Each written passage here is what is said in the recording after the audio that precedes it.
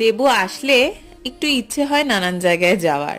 তো প্রথমে আমরা গিয়েছিলাম টাইটান ওয়ার্ল্ড আমাদের দুজনের দুটো ঘড়ি কেনার জন্য। তারপর ওখান থেকে ভাবলাম রাত্রেবেলা ডিনারটা সেরে যাব।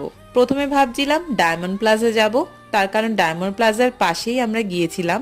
তো তারপর ভাবলাম ওখান থেকে না খেয়ে একটু বিরিয়ানি খাওয়া যাক, তো ভাবলাম তাহলে আর্সেলান যাওয়া যাক।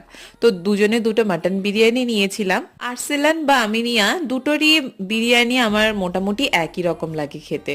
মাটন বিরিয়ানিটা বেশ ভালোই ছিল, মাটনটাও বেশ সফট ছিল।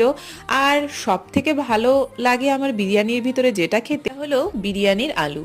আমার তো মনে হয় মাটনের থেকেও আমি শুধু যদি আলু বিরিয়ানি হয় সেটা খেতে আমি আরো বেশি ভালোবাসবো। আমার মতন কারা কারা বিরিয়ানির আলু খেতে পছন্দ করো তারা কিন্তু অবশ্যই কমেন্ট করো।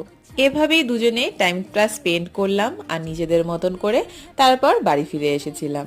জানি